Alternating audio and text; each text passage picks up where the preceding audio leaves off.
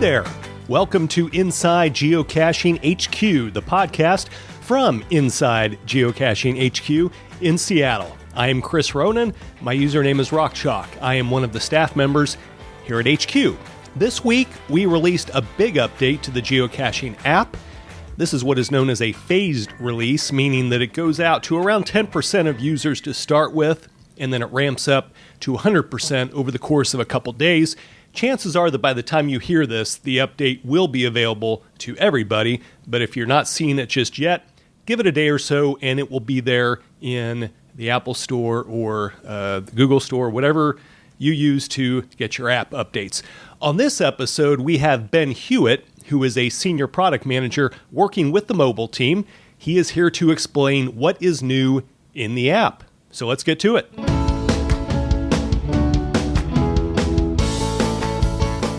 Okay, so Ben, we have a new app release that came out this week, and it's pretty exciting. I think what I've seen so far, people are pretty happy with what they're seeing. So for folks that haven't seen it, or I know this is what's called a staged rollout, and it takes a few days for it to matriculate through the stores, out the Apple and the Google stores. But what are the big headlines of this release? The heart and soul of this release is focused on navigation, and that's not navigation in the app, but the act of using the app to navigate to a geocache. You know, anybody who's been around this game for a long time knows that primarily used to be a task for a handheld GPS for your Garmin or your Magellan. Now, of course, we've got a lot of people who are using the app to go geocaching, and this is one of the core purposes of the app, is to say you're standing at point A, the geocache is at point B. What tools do we need to provide in order to get you from A to B? So for those of us that have played the game for a long time or feel like we're very experienced, getting to a cache seems like a pretty easy concept.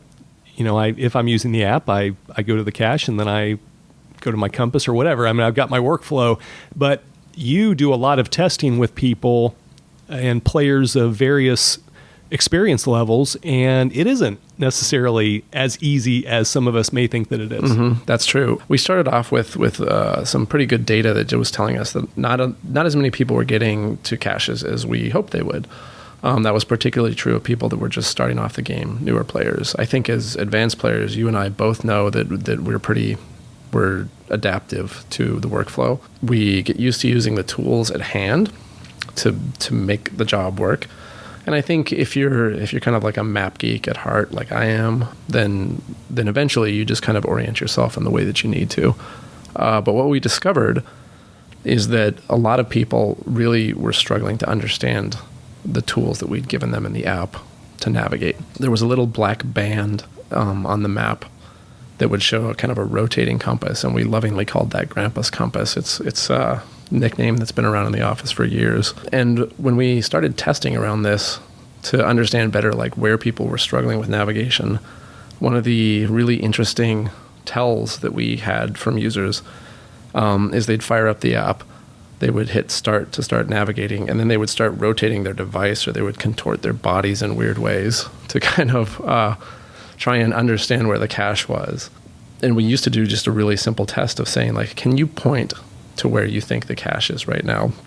And a lot of the time people had no idea. That's clearly not a good situation for us to be in, where we have given them a tool to navigate to the cache and they can't even point to where they think the cache is.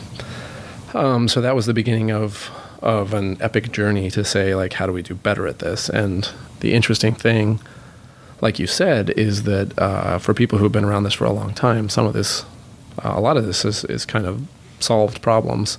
And some of the things that we ended up implementing are really similar to what some people will recognize from their handheld Garmin or Magellan GPS units that they've had around forever.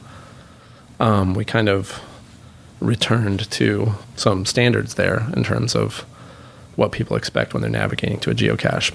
So we've got this new navigation mode, which has you orientating based on the direction you're facing, which is different from the past. And then distance from the cache is right there at the top of the screen, a little bit more accessible there. So those are maybe some of the more major changes people are going to notice. Anybody who's used a handheld GPS for a while will probably know the difference between track up navigation and north up navigation. In case you don't, track up navigation means that the top of the screen will always be pointing in your direction of travel. And in north up navigation, north is always pointed up, kind of like where most of us are used to looking at a map. Both of those were possible in the previous version of the app, but the more we unpacked people's words and body language and how they were trying to use the app, we realized that really what they were looking for, and they didn't know it, was track up navigation. And so the new navigation mode defaults into track up navigation. It was something that a lot of users over time had asked us for, but it was just kind of hidden in the old workflow. That said, we know that not everybody prefers track up navigation. People have different mental models. And so there is, like a lot of apps like Google Maps and Waze, we added a new setting for navigation that says keep map north up. So if you're a north up navigator, you can go into the settings screen and flip that over, and then you'll have north up navigation instead. Like you said also about the distance, another big theme that came through as a deficiency in the previous navigation tools is that people wanted more map real estate. People wanted to see more of their surroundings as they were navigating to a cache.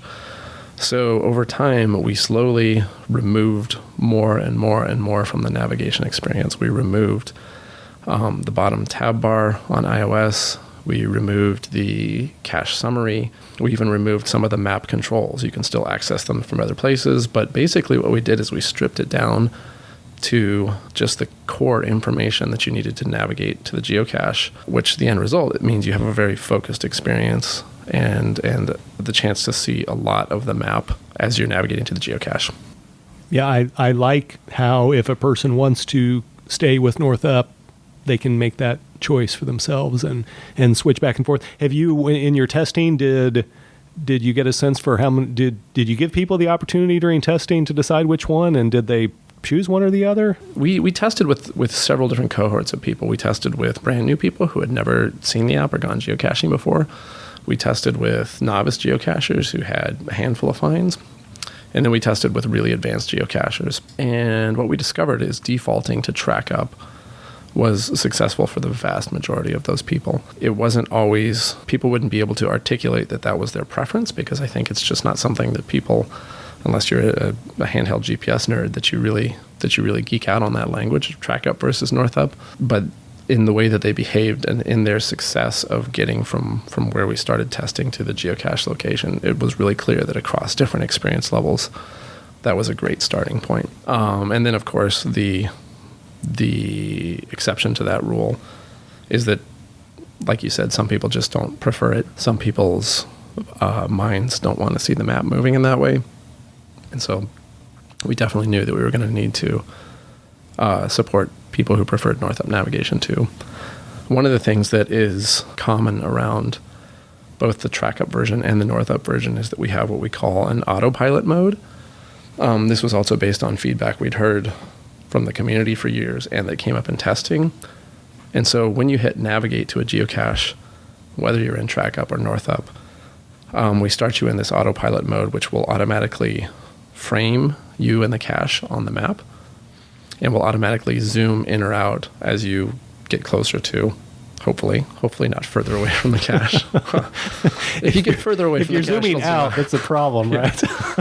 But it means that you have to do a lot less manual map manipulation as you're navigating. It's where we're trying to take on as much of that as possible, because we saw a consistent set of behaviors of people generally wanting to keep their location and the cache location visible on the map, and generally wanting to keep zooming in as they got closer and closer. So those things are automatic now.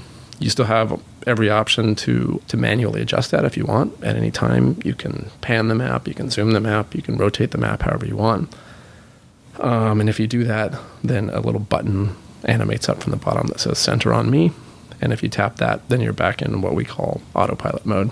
I think we've talked about this on a previous podcast, but maybe we can just briefly summarize it again. We've talked about testing a couple of times. How does that work when you go out and test with some? You're going to see how they like this feature, for instance, navigation. How does that work? Do you just go out, you find some people, you go out to a nearby something here around the office, and then how much do you tell them or not tell them before they start to try to test this thing? So that really depends on what we're trying to accomplish, and who the feature is targeted at. Depending on what goals we're trying to accomplish with the release, that will influence who we recruit to do the testing. Generally speaking, what we do nowadays is we build a prototype version of the app.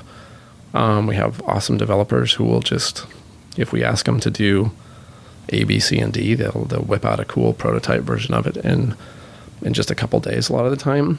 And so then usually myself and one of our designers will go out and do these interviews with people. We recruit via Facebook ads. We've tried a few other things too. Sometimes we recruit on Craigslist or on Google Ads. We try all kinds of things. Generally speaking, Facebook ads have been the most successful for us. I saw you holding a sign just down at the corner one day. That was you? Actually, not a joke. It was.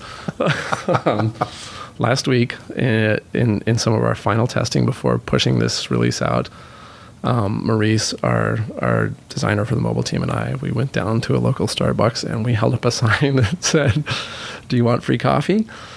Test this app for us." And we called it guerrilla testing. We just were outside on the corner just trying to get people to use it. The free coffee didn't work so well, so we ended up starting to pay them $25. If you would a pastry, I would have gone for that. Yeah. I don't know if the coffee would have done it for me. Yeah, but yeah. Next time, I'll keep an eye out. But the key component though. The real important ingredients of getting it right are, number one, actually watching people use the app. It's amazing how much you can learn. People, if you give the app to somebody and say, "Give us feedback," they'll give you really good feedback. And then you have to try and understand what they really meant.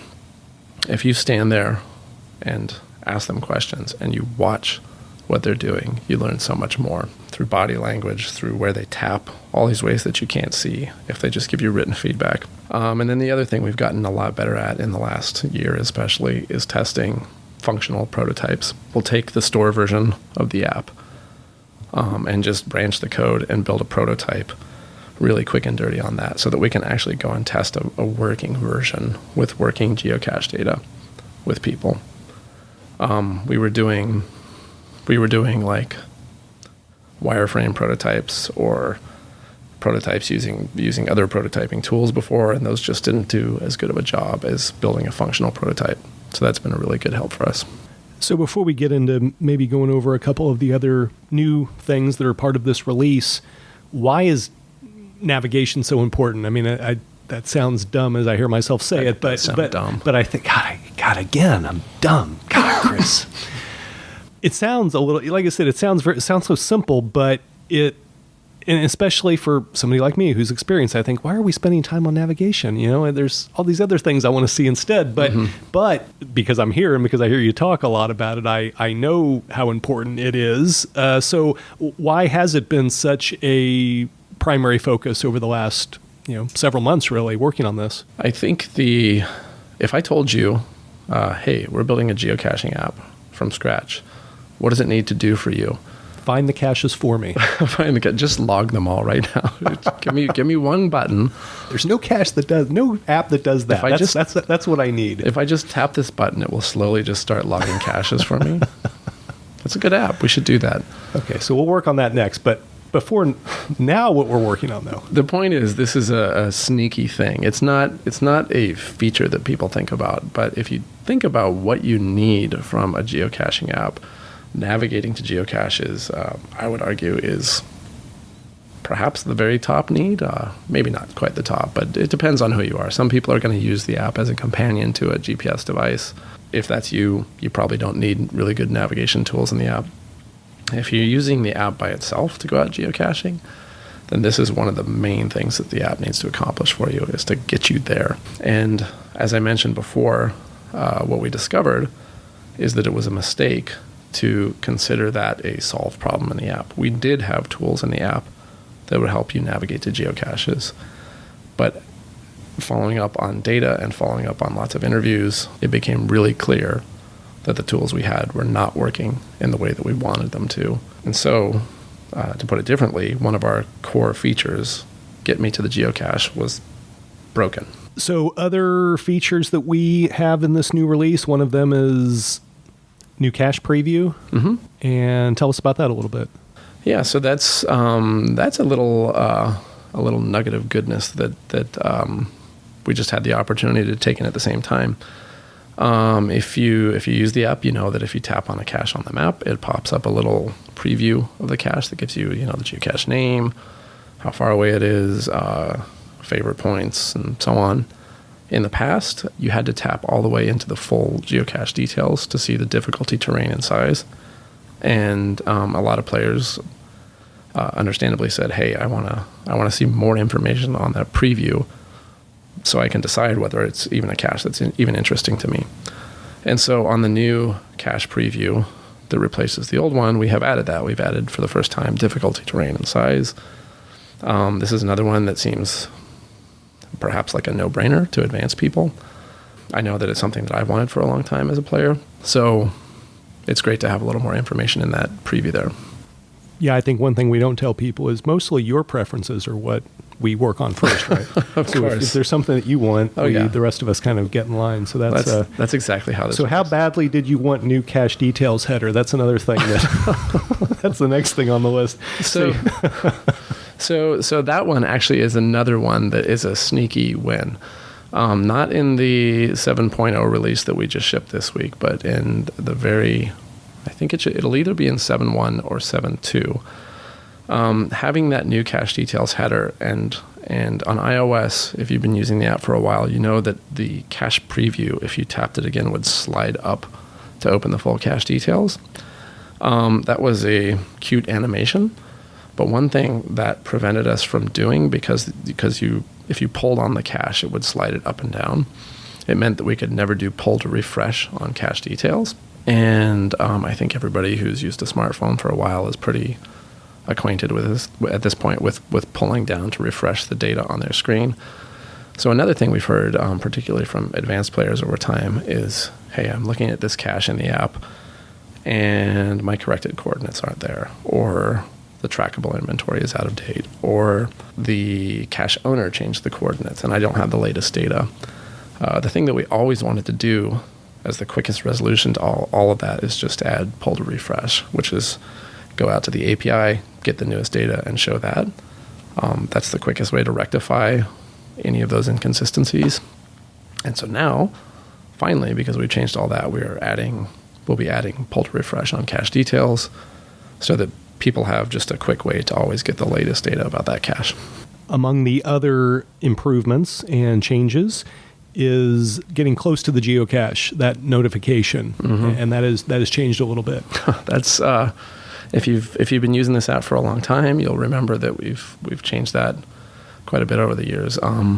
When this app was originally introduced, back when we had two apps, there was a very intrusive close to cache notification that you couldn't turn off, and yeah, I'm still trying to get that out of my head. I know. Still have nightmares about it. Suffice to say, it was not a favorite for advanced players. There were a lot of players that as we directed more traffic to this app, they were not happy with having that close to cache screen, which they couldn't turn off. So over time, we've changed that quite a bit. First, we changed it so that you had the opportunity to turn it off, and a lot of people did. We still know, particularly for new players, that there's a key moment where as you're learning the game, we need to tell you, hey, it's time to put down the GPS and start looking, because this is about as close as you're going to get. But now we've switched to doing that in a much more subtle way, which is just to vibrate when you're close to the geocache. And that's subject to further changes over time. We may consider giving people more options to have a sound or a visual aid if they want, but for now it's just we've kind of started over and dialed it back to a very subtle close to cache alert, which is just the vibration. So your team has been working on this release for quite a while and working on these improvements that are in this release. How do you decide what's next or what features are next, and where do I send my list of things that I want you to add? Well, I see a garbage can in the corner. You can file yours over there. Oh, That's so harsh. Gosh, you could at least make me feel like my feedback was valued, but apparently that's fine. That's fine. Don't worry about it. Well, for everybody else, for all of our beloved listeners, here's the truth. We are constantly listening to feedback from the community. We get that through all kinds of different mechanisms. We get that through these interviews and testing that we do. We get that from the forums, from email, from all the ways that people keep in touch with us. All of that feedback from the community is a big part of what the leadership here uses to create goals each year for the next year. Brian and the rest of the management team have currently been working on getting the goals for 2019 set. Again, the community feedback is a big input to that. And then the mobile team and other teams will be tasked with making progress against those goals for 2019. So we're just kind of starting that process right now, and that will kick off a whole nother round of research and interviews and prototyping and testing and cool new stuff to come in the spring. That was Ben Hewitt telling us everything we need to know about the latest version of the Geocaching app. Visit the Geocaching blog for even more information about the app update. You can find that at blog.geocaching.com. If there's a geocaching topic you would like to hear more about, tell us about it. Just send us an email to podcast@geocaching.com. Once again, that is podcast@geocaching.com. We always appreciate your suggestions. Thanks for listening. From all of us at Geocaching HQ, happy caching.